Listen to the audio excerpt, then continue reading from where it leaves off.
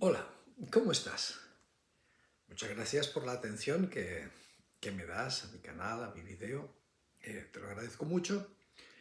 Y bueno, vamos a seguir tratando de ir desmontando los cuentos que nos cuenta la leyenda rosa. En uno de los últimos vídeos, un seguidor del canal pues me refirió a algo que es muy interesante, como hay uno de estos autores, discípulos de la escuela de Gustavo Bueno, que es un arquitecto fracasado que se ha reciclado como historiador, sin haber hecho la carrera ni nada, simplemente se lanza por su cuenta y escribe como si yo ahora empiezo a dar recetas médicas, ¿no? Entonces se ha lanzado de historiador y ha escrito incluso algunos libros, y parece que hay uno que ha vendido bastante, que es una especie de vida o de biografía de Hernán Cortés. Y entonces este sujeto se atreve, que es un atrevimiento como otro cualquiera, se atreve a decir que la gesta del grandísimo héroe Hernán Cortés pues es incluso equiparable o superior, ¿no? ¿Por qué no? ¿Por qué no va a ser superior a la de Alejandro Magno, no? Y se queda el tío así tan contento y lo dice y bueno, ya está. Pues ahí quedó, ¿no? Es decir, como que uno puede decir cualquier cosa y ya está. Y se lo creen. Y sus seguidores, los que leen esa propaganda, esos panfletos como si fueran historia, van y se lo creen. Pues bueno, vamos a ver, te voy a dar un par de datos para que te des cuenta de lo ridículo que es el asunto. Y se consigue muy fácil. Yo solamente, después de leer eso, pues busqué rápidamente en Google y pregunté, ¿cuál fue el recorrido? ¿Cuán largo fue el recorrido de Alejandro Magno en toda esa aventura, saliendo desde Grecia, llegando hasta la India y regresando a Babilonia, ¿no? En donde finalmente murió? Entonces, esto, ¿cómo de largo fue? Y entonces, pues dice, bueno, pues eso fue 22.000 millas de largo. 22.000 millas son muchas millas, ¿eh? Es una salvajada, ¿eh? Claro, dando vueltas y revueltas y sube por aquí, baja por allá. O sea, ten en cuenta que salió de Grecia, llegó hasta Egipto, después se volvió a meter, en fin, fue toda una travesía, ¿no? Bueno, 22.000 millas, pues así en números redondos podrías decir que son más de 30.000 kilómetros, ¿no? En números redondos. Y luego, pues por el mismo procedimiento, fui y le pregunté igualmente a Google cuánto es la distancia por carretera entre Veracruz, que bueno, pues ahí, por allí cerca está el sitio donde partió la expedición del brillantísimo Cortés. ¿Cuánta es la distancia de Veracruz hasta Ciudad de México? Esta fue la gran apoteosis, ¿no? De la llegada. Bueno, pues esto fue 245 millas, digamos el número de 250 millas. Es decir, que el recorrido de Alejandro Magno fue casi 100 veces más. Es decir, digamos 90, casi 100 veces más, para que te hagas una idea, ¿no? Y que es aproximadamente como si Hernán Cortés hubiera ido desde la Ciudad de México hasta la ciudad de Anchorage, en Alaska, ida y vuelta. O sea, es decir, como que hubiera hecho el viaje de ida y vuelta 2 veces, desde Ciudad de México hasta Alaska. O sea, esto para que te des cuenta de la brutalidad de afirmación que hace ese majadero de pseudo historiador, ¿no? Bien. Pero espérate un poco, es que la cosa no queda ahí, porque, claro, la verdad es que Hernán Cortés, pues, estuvo peleando, el enemigo que tenía enfrente eran gentes que sus armas, dicho, o sea, estrictamente hablando, las armas de los nativos que había en toda esa área de Mesoamérica, es que todas eran palos y piedras. si quieres, elaborados, sofisticados, lo que sea, pero eran palos y piedras. No usaban ni siquiera el metal, ni el bronce, nada, ¿no? Pues eran unas macanas de madera con unas puntitas de obsidiana que se rompían al primer golpe que le dabas a un escudo o a cualquier cosa, o a una piedra. O sea, al primer golpe estaba rota. Es decir, pero con toda seguridad, porque la obsidiana es muy cortante y muy aguda, pero muy frágil, se rompe enseguida. Eso lo tengo yo comprobado directamente, ¿no? Obsidiana. Bueno, pues entonces, con palos y piedras, Hernán Cortés enfrentó a ejércitos tremendos, muy superiores, pero con palos y piedras, ¿no? Es decir, ya te imaginas, que no tenían ni caballos, por más que algunos los quieran ahora disminuir, de que eran pocos caballos y que eran pequeñitos, eran casi como perros. Bueno, pues llevaba caballos, y llevaba lanzas, llevaba corazas, llevaba armas de fuego, que aunque tardaran mucho en cargarse lo que llega, ya me explicarás lo divertido que debe ser para un pobre indígena que le disparen con un arma de fuego, etcétera, etcétera. O sea, estos son los enemigos que se encontró el señor Hernán Cortés, ¿no? ¿Y qué se encontró Alejandro Magno? Pues Alejandro Magno estuvo combatiendo fundamentalmente al imperio persa. Que el imperio persa era, por supuesto, mucho más grande que todas las posesiones de Alejandro, tenía muchísimos más soldados, y no solo que estaba armado con las mismas clases de armas que Alejandro Magno, es decir, tenía lo mismo, es decir, oye, si Alejandro Magno tenía pues espadas y lanzas y corazas y escudos y cascos, los otros exactamente igual, tenían lanzas, corazas, escudos y cascos y flechas y de todo, ¿no? Y catapultas, cualquier cosa que te pueda... Eran dos ejércitos equiparables, el ejército de Alejandro Magno y el ejército de los persas eran equiparables en cuanto a tecnología en las armas, equiparables. Y lo mismo, pues, todo lo demás, caballos, pues caballos también tenían los otros. Y además tenían carros y además tenían, creo que me parece que Alejandro Magno no tenía elefantes. Los otros creo que en algunas ocasiones también aparecieron con elefantes, ¿no?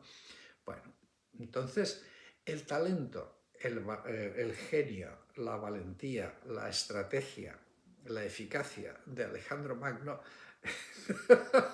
compararlo con el pobre infeliz, con el asesino sifilítico de Hernán Cortés, pues ya me explicarás. Es decir, es una desfachatez y una ridiculez que no tiene nombre.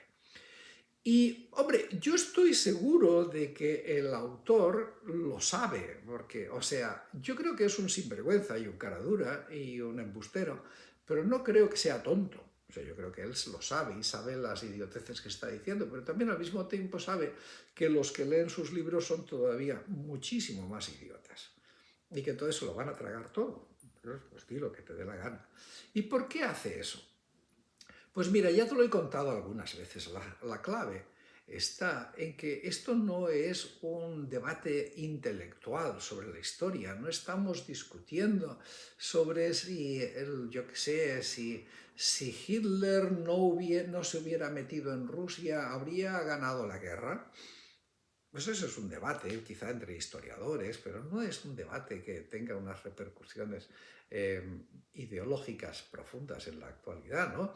O qué sé yo, que si Napoleón una vez más, en lugar de haberse metido en Rusia, se hubiera concentrado, habría conseguido dominar a Inglaterra. Bueno, pues eso es otro debate interesante, qué sé yo. ¿Y qué hubiera pasado si pues, los romanos, en lugar de abandonar pues, la Britania, se hubieran quedado en Britania? Vale, todo eso son curiosidades históricas que a la gente que nos gusta la historia nos puede parecer divertido, puede ser un entretenimiento más o menos simpático. Pero lo que hace este señor autor, el que dice que Hernán Cortés es equiparable con Alejandro Magno, que no voy a decir su nombre porque no me da la gana que se hagan propaganda ellos solos, ¿no? Que esto no es una curiosidad histórica, esto no. La pista te la puedo dar en decirte que ese mismo personaje, ese mismo sujeto, pues es un señor que está activamente metido en política con el conocido partido político ahí en España, que es Vox, que todo el mundo sabe lo que es Vox. Y el que no lo sabe, que lo averigüe y que se despabile, ¿no? Y entonces, pues claro, la ideología que hay detrás de ese neofascismo de extrema derecha, que es Vox, o algunos dicen que es neofranquismo, bueno, es igual, me da lo mismo, no me voy a poner a discutir sobre vocabulario, ¿no? Son una gente que lo que quiere es, pues, un retrógrado, mm, marcha atrás en cuanto a los derechos y las libertades de la gente, es decir, eso es así de simple, ¿no? Y que la democracia y la libertad y todo eso les pudre, vamos, son los mismos de siempre, en resumidas cuentas, que quieren recuperar todos sus privilegios, ¿no? Y hacer que todos los demás perdamos los derechos que tanta revolución y tanto esfuerzo han costado. Pues entonces es lógico que un movimiento español de extrema derecha haga que la gente mire hacia atrás, porque según ellos el presente es peor que el pasado, y que en el pasado fue un pasado glorioso, un pasado en el que éramos capaces de dominar el mundo y de conquistarlo todo, y que los nuestros eran mejor que Alejandro Magno, y que todo era fantástico, y todo era estupendo, y todo era alegría, y todo era una cosa impresionante. Y entonces, pues claro, es decir, esa es la ideología, o parte de la ideología de la guerra cultural que mantienen la extrema derecha y los neofascistas para tratar de volver, de dar marcha atrás a muchas cosas, poniendo los ojos en el espejo retrovisor, diciendo, mira, mira para atrás, mira, mira qué bonito estaba eso, tratando de que la gente se sienta orgulloso de un pasado ficticio que no existió, de unas glorias que no existieron, un pasado ficticio, tratando de que la gente se sientan orgullosos de eso, renieguen de las pocas cosas que hay en el presente, porque tampoco es que España es así es la maravilla del mundo, es decir, pero con todo y eso, con todo lo desastre que es, pues hombre, es mucho mejor que lo que había hace 100 años. Eso es indudable, o sea, no cabe la menor duda. A regañadientes, pues los españoles han podido tener una serie de derechos que jamás, que ni sus abuelos los hubieran soñado, ¿no? Bueno, entonces, pues esa es la historia, es decir, y esto lo confirmo una vez más. Cuando un señor dice que Hernán Cortés fue mucho mejor que Alejandro Magno, lo que es que nos están metiendo, es parte de una guerra cultural, de una guerra que nos trata de cambiar la cabeza y que nos trata de tener estupidizados mirando al espejo retrovisor en lugar de mirar hacia adelante. Es así de simple, no hay más. Ya lo he mencionado otra vez, es como, oye, China no mira por el espejo retrovisor, China no mira hacia atrás, China no está mirando a un glorioso pasado, ese sí fue glorioso, de miles de años, no unos pocos siglos, un pasado glorioso de miles de años, mirando, dominando realmente, o sea, era la primera potencia mundial durante miles de años, ¿no? O sea, no había quien pudiera, ni por sus adelantos tecnológicos, sus conocimientos, todo, es impresionante, ¿no? Pues ahora China, ¿qué hace? China ha salido del subdesarrollo brutal en que la dejó el colonialismo mirando hacia atrás, mirando por el espejo retrovisor, ¿no? Están mirando hacia adelante. Son los líderes en inteligencia artificial y en robótica y en automatismos y en montones de cosas más, y en la carrera espacial y en etcétera, etcétera. Son los líderes en el comercio mundial. Entonces, eso es lo que tiene que hacer España, en lugar de estar mirando hacia atrás, que Hernán Cortés era mucho mejor que Alejandro Magno. Vaya idiotez, que además es falsa. sea, lo que tenemos que estar haciendo es mirando hacia adelante, a ver cómo vamos a estar todos cada vez mejor. Pues esto es, así lo tienes. Esta es la maldad de la leyenda rosa. Y claro, lo que pasa con Vox y con los secuaces de Vox y sus compinches del club de Gustavo Bueno, pues eso se traduce perfectamente a México, a Argentina, a Venezuela, a Colombia, a Ecuador, a Perú, se traduce completamente igual. Y piénsenlo ustedes, amigos latinoamericanos, y verán que en cada uno de estos sitios hay un paralelo que va en la misma dirección. Bueno, pues ya está. Esto era lo que te quería contar a propósito del grandísimo Alejandro Magno. Seguiremos hablando.